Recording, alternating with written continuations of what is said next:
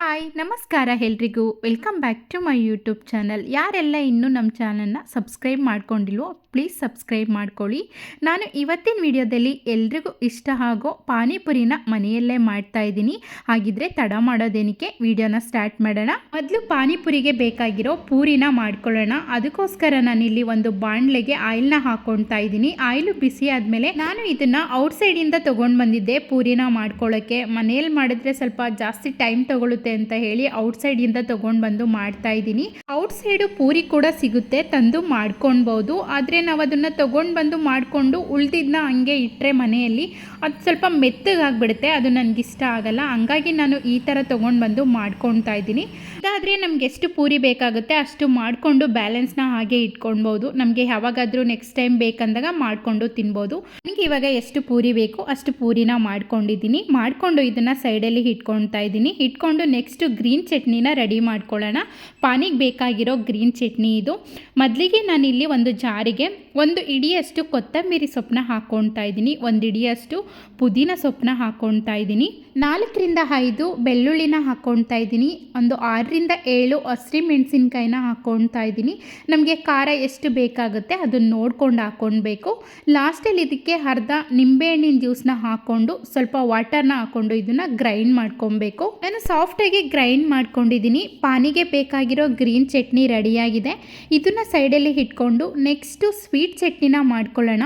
Sweet ಚಟ್ನಿನ ಮಾಡ್ಕೊಳ್ಳೋದಕ್ಕೆ ನಾನಿಲ್ಲಿ ಹುಣಸೆ ಹಣ್ಣನ್ನ ನೆನೆಸಿ ಇಟ್ಕೊಂಡಿದ್ದೆ. ಹುಣಸೆ ಹಣ್ಣು ಬದಲು ಖರ್ಜೂರ ಕೂಡ ಯೂಸ್ ಮಾಡ್ಬೋದು. ಆದರೆ ನಾನು ಫಸ್ಟ್ ಟೈಮ್ ಪಾನಿಪುರಿ ಮಾಡಿದಾಗ ಖರ್ಜೂರದಿಂದ ಮಾಡ್ಕೊಂಡಿದ್ದೆ. ಅದೇನೋ ನನಗೆ ಅಷ್ಟೊಂದು ಇಷ್ಟ ಆಗಲಿಲ್ಲ. ಹಂಗಾಗಿ ಈ ಸರಿ ನಾನು ಸ್ವೀಟ್ ಚಟ್ನಿನ ಹುಣಸೆ ಹಣ್ಣಿಂದನೇ ಮಾಡ್ಕೊಳ್ತಾ ಇದ್ದೀನಿ. ಹುಣಸೆ ಹಣ್ಣನ್ನು ಚೆನ್ನಾಗಿ ಕಲಿಸ್ಕೊಂಡು ಒಂದು ಸ್ಟ್ರೈನರ್ಗೆ ಹಾಕಿ ಸ್ವಲ್ಪ ಸ್ವಲ್ಪ ವಾಟರ್ನ ಹಾಕ್ಕೊಂಡು ಈ ಥರ ಹುಣಸೆ ಹಣ್ಣಿನ ರಸನ ತೊಗೊಳ್ಬೇಕು. ಹುಣಸೆ ಹಣ್ಣಿನ ರಸನ ತೊಗೊಂಡು ಆದಮೇಲೆ ಇದನ್ನು ಸೈಡಲ್ಲಿ ಇಟ್ಕೊಳ್ಳೋಣ. ಇಟ್ಕೊಂಡು ನೆಕ್ಸ್ಟ್ ಸ್ಟವ್ನ ಹಚ್ಕೊಂಡು ಒಂದು ಬಾಣಲೆನ ಇಟ್ಕೊಂಡಿದ್ದೀನಿ. ಬಾಣಲಿಗೆ ಅರ್ಧ ಸ್ಪೂನಷ್ಟು ಆಯಿಲ್ನ ಹಾಕ್ಕೊಂಡಿದ್ದೀನಿ. ಆಯಿಲು ಬಿಸಿ ಆದಮೇಲೆ ಅರ್ಧ ಸ್ಪೂನಷ್ಟು ಜೀರಿಗೆ, ಅರ್ಧ ಸ್ಪೂನಷ್ಟು ಇಂಗನ್ನ ಸೇರಿಸ್ಕೊಳ್ತಾ ಇದ್ದೀನಿ. ಇದೆರಡನ್ನೂ ಹಾಕ್ಕೊಂಡು ಆದಮೇಲೆ ಹುಣಸೆಹಣ್ಣಿನ ರಸನ ಹಾಕ್ಕೊಂಡು ಚೆನ್ನಾಗಿ ಮಿಕ್ಸ್ ಮಾಡ್ಕೊಬೇಕು. ನೆಕ್ಸ್ಟ್ ಇದಕ್ಕೇ ಬೆಲ್ಲನ ಸೇರಿಸ್ಕೊಳ್ತಾ ಇದ್ದೀನಿ. ಬೆಲ್ಲನ ತುರಿದು ಇಟ್ಕೊಂಡಿದ್ದೆ, ಅದನ್ನು ಸೇರಿಸ್ಕೊಂಡು ಚೆನ್ನಾಗಿ ಮಿಕ್ಸ್ ಮಾಡ್ಕೊಬೇಕು. ಚೆನ್ನಾಗಿ ಮಿಕ್ಸ್ ಮಾಡಿಕೊಂಡು 10ರಿಂದ 15 ನಿಮಿಷ ಚೆನ್ನಾಗಿ ಬೇಯಿಸ್ಕೊಳ್ಬೇಕು ಐ ಫ್ಲೇಮಲ್ಲಿ ಇಟ್ಕೊಂಡು. ನಾನಿಲ್ಲಿ 1 ಸ್ಪೂನು ಕಾರ್ನ್ಫ್ಲೋರ್ನ ತೊಗೊಂಡಿದ್ದೀನಿ. ಇದಕ್ಕೆ ಸ್ವಲ್ಪ ವಾಟರ್ನ ಹಾಕಿ ಮಿಕ್ಸ್ ಮಾಡಿಕೊಂಡು ಇದ್ರ ಜೊತೆ ಸೇರಿಸ್ಕೊಳ್ತಾ ಇದ್ದೀನಿ. ಇದ್ರ ಜೊತೆಗೇ ಅರ್ಧ ಸ್ಪೂನು ಜೀರಿಗೆ ಪೌಡರ್ನ ಸೇರಿಸ್ತಾ ಇದ್ದೀನಿ.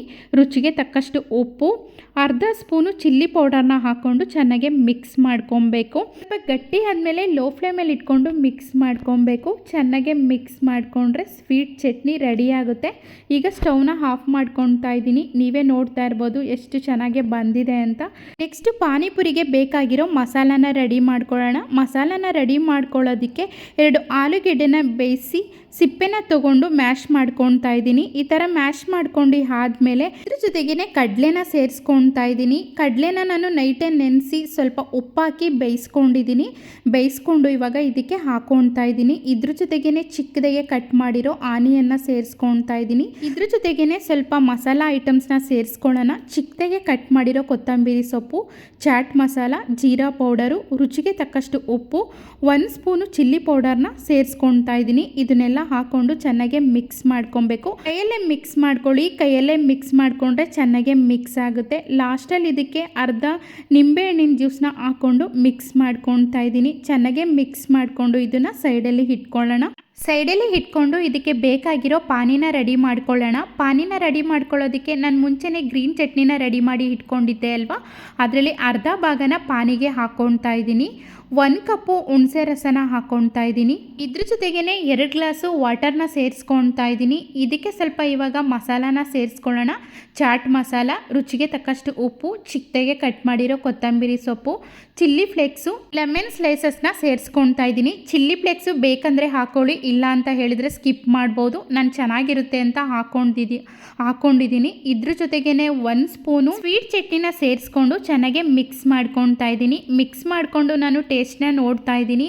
ಉಪ್ಪು ಹುಳಿ ಖಾರ ಎಲ್ಲದು ಕರೆಕ್ಟ್ ಇದೆಯಾ ಪಾನಿಗೆ ಅಂತ ನೋಡ್ಕೊತಾ ಇದ್ದೀನಿ. ಪಾನಿ ಚೆನ್ನಾಗಿರುತ್ತೆ ಅಂತ ಹೇಳಿದರೆ ಪಾನಿಪುರಿ ಚೆನ್ನಾಗಿರುತ್ತೆ ಅಂತಲೇ ಅರ್ಥ. ಮೇನ್ ಇಂಪಾರ್ಟೆಂಟು ಪಾನಿನ ನಾವು ಕರೆಕ್ಟಾಗೆ ಮಾಡ್ಕೊಬೇಕು. ಈ ಥರ ಮನೆಯಲ್ಲೇ ಮಾಡಿಕೊಂಡ್ರೆ ನಮ್ಮ ಹೆಲ್ತಿಗೂ ಕೂಡ ಒಳ್ಳೆಯದು. ಇವಾಗ ಔಟ್ಸೈಡ್ ಫುಡ್ಡು ನಂಬೋಕ್ಕೆ ಆಗಲ್ಲ, ಯಾರು ಹೇಗೆ ಪ್ರಿಪೇರ್ ಮಾಡಿರ್ತಾರೆ ಅಂತ ಹೇಳೋಕ್ಕಾಗಲ್ಲ. ಮೊನ್ನೆ ಒಂದು ಸರಿ ಇಲ್ಲಿ ನಮ್ಮ ಯಜಮಾನರು ತೊಗೊಂಡು ಬಂದಿದ್ದರು. ಇಲ್ಲಂತೂ ಪಾನಿಪುರಿನ ಎಷ್ಟು ವರ್ಸ್ಟಾಗಿ ಮಾಡ್ತಾರೆ ಗೊತ್ತಾ, ಸ್ವಲ್ಪನೂ ಚೆನ್ನಾಗಿರಲ್ಲ. ನಮ್ಮ ಯಜಮಾನರು ತೊಗೊಂಡು ಬಂದಿದ್ದರು, ನನಗಿಷ್ಟ ಆಗಿಲ್ಲ, ಅದಕ್ಕೋಸ್ಕರನೇ ಇವತ್ತು ಮಾಡಿದೆ. ತುಂಬ ಚೆನ್ನಾಗಿ ಬಂದಿತ್ತು. ಸ್ವೀಟ್ ಚಟ್ನಿನ ಮಾಡಿಕೊಂಡ್ರೆ ಇನ್ನೂ ತುಂಬ ಚೆನ್ನಾಗಿರುತ್ತೆ. ಸ್ವಲ್ಪ ಟೈಮ್ ಜಾಸ್ತಿ ತೊಗೊಳುತ್ತೆ ಅಷ್ಟೇ, ಆದರೆ ನಮ್ಮ ಹೆಲ್ತು ಇಂಪಾರ್ಟೆಂಟ್ ಅಲ್ವಾ, ಹಂಗಾಗಿ ಮನೆಯಲ್ಲೇ ಮಾಡ್ಕೊಳ್ಳಿ. ಈ ವಿಡಿಯೋ ನಿಮಗೆ ಇಷ್ಟ ಆಗಿದ್ದರೆ ಒಂದು ಲೈಕ್ನ ಮಾಡಿ, ನಮ್ಮ ಚಾನಲ್ನ ಸಬ್ಸ್ಕ್ರೈಬ್ ಮಾಡ್ಕೊಳ್ಳೋದನ್ನು ಮರಿಬೇಡಿ. ಈ ವಿಡಿಯೋನ ನೋಡ್ತಾ ಇರೋದಕ್ಕೆ ಎಲ್ರಿಗೂ ಧನ್ಯವಾದಗಳು.